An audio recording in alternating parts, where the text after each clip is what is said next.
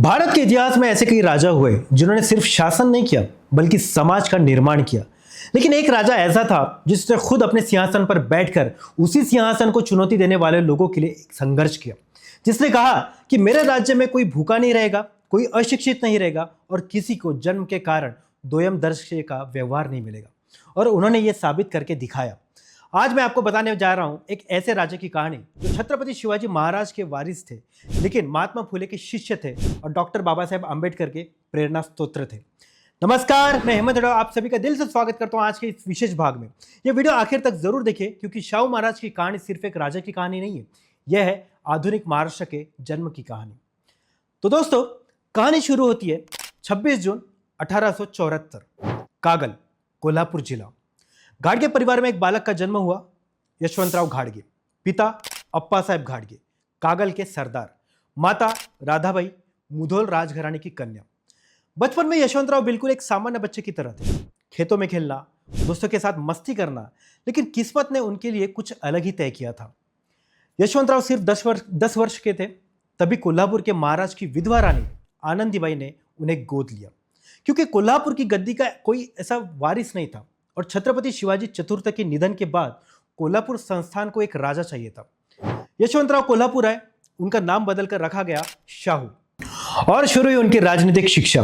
British सरकार ने राजकुमार college Rajkot में शिक्षा की व्यवस्था की और वहां उन्हें सिखाया सर स्टुअर्ट फ्रेजर ने आधुनिक प्रशासन, न्याय व्यवस्था, समाज सुधार।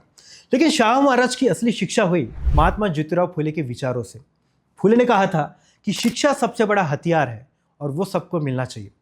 ये विचार युवा शाहू के मन में गहराई से बस चुका था और 1894 में जब वे कोल्हापुर की गद्दी पर बैठे तब उन्होंने तय कर लिया था कि यह राज्य सिर्फ एक वर्ग का नहीं होगा।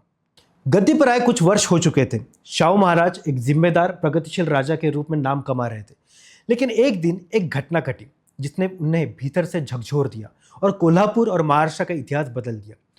कार्तिक एकादशी के पवित्र दिन शाहू महाराज पंचगंगा नदी पर स्नान करने गए। हमेशा की तरह राजपुरोहित मंत्र पढ़ने वाले थे, लेकिन उस दिन राजपुरोहित नारायण भट्ट वैदिक मंत्रों की जगह पौराणिक मंत्र पढ़ रहे थे। शाहू महाराज के एक विश्वसनीय सलाहकार ने यह देखा। उन्होंने महाराज को यह बताया। महाराज ने पुरोहित से पूछा, वैदिक मंत्र क्यों नहीं? और पुरोहित ने जो उत्तर दिया उसे सुनकर महाराज का खून खौल उठा। महाराज शूद्र है और शूद्रों के लिए वैदिक मंत्र नहीं होते। सोचिए, कोल्हापुर के महाराज छत्रपति शिवाजी के वारिस, उन्हें उनके ही राज्य में उनके ही पुरोहित ने शूद्र कहा और कहा कि उन्हें वैदिक मंत्र सुनने का अधिकार नहीं है। देखिए, यह सिर्फ एक व्यक्ति का अपमान नहीं था, यह था करोड़ों सामान्य लोगों का अपमान जो रोज ये सब सहन कर रहे थे, लेकिन बोलने की हिम्मत नहीं थी। और उस दिन शाहू महाराज ने एक निर्णय लिया।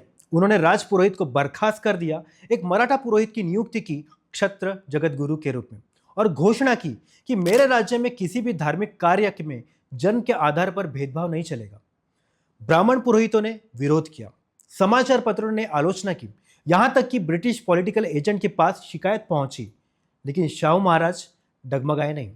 वो एक चिंगारी थी, एक महाक्रांति की।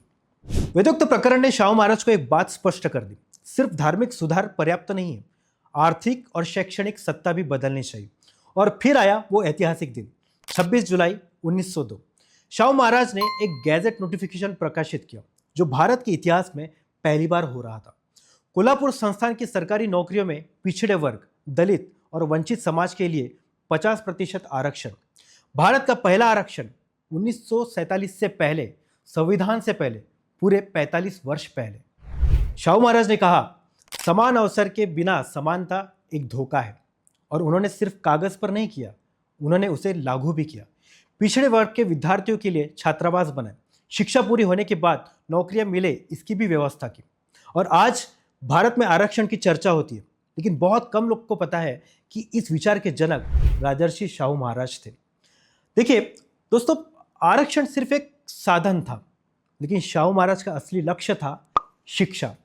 उन्होंने घोषणा की कि मेरे राज्य में शिक्षा अनिवार्य और मुफ्त होगी और इसलिए उन्होंने शुरू किया प्राथमिक शिक्षा अनिवार्य।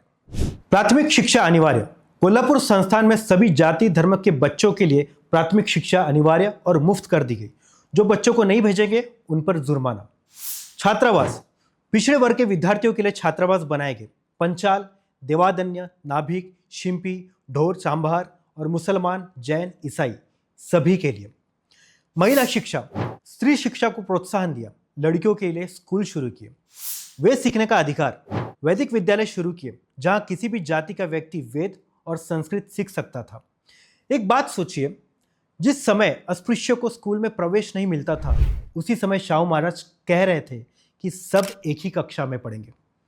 उन्होंने अस्पृश्यों को सार्वजनिक कुओं, तालाबों और अस्पतालों का उपयोग करने का अधिकार भी दिया।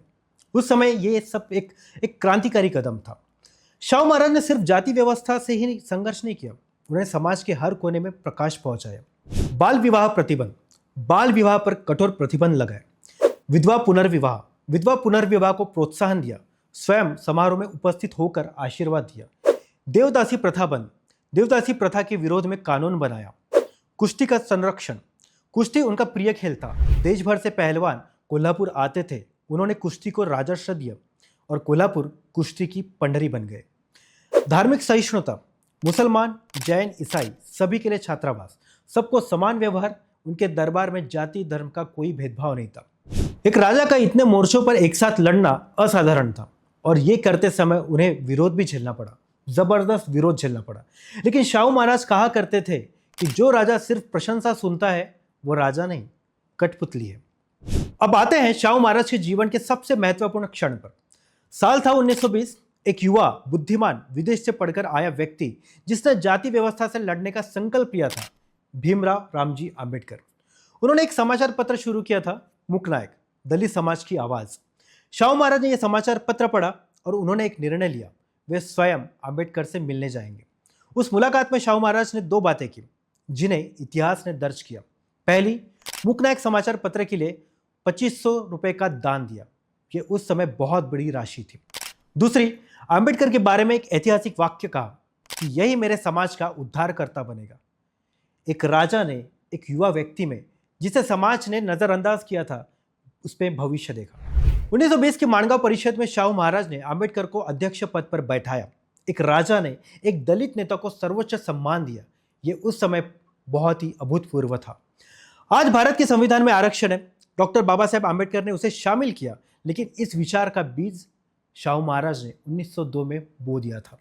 समय आगे बढ़ रहा था, शाहू महाराज का शरीर उनका साथ छोड़ने लगा था, लेकिन उनकी आत्मा अंत तक जनता के लिए संघर्ष करती रही। आखिर 6 मई 1922, उम्र सिर्फ 47 वर्ष, राजर्षि छत्रपति शाहू महाराज ने दुनिया को अलविदा कहा। उनके निधन की खबर फैली और कोल्हापुर रो पड़ा, महाराष्ट्र रो पड़ा, क्योंकि ये सिर्फ एक राजा की मृत्यु नहीं थी, ये था एक युग का अंत। लेकिन उन्होंने जो बोया था वो आने वाली पीढ़ियों में जीवित रहा।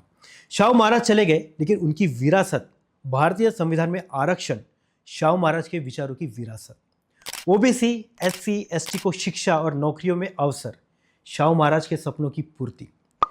राजर्षि ये उपाधि महात्मा गांधी ने नहीं दी थी, किसी राजा ने भी नहीं दी, जनता ने दी थी, क्योंकि ये राजा जनता का था। फुले ने बीज बोया, शाहू ने उसे सींचा, आंबेडकर ने उसे संविधान का रूप दिया। दोस्तों, शाहू महाराज की कहानी सुनाते समय मुझे हमेशा एक सवाल आता है, ये एक व्यक्ति जो स्वयं सर्वोच्च स्थान पर था, जिसे कोई कुछ कर नहीं सकता था, जिसके पास सत्ता थी, संपत्ति थी, उसे दूसरों के लिए लड़ने की क्या जरूरत थी, फिर भी वो लड़ा। क्यों?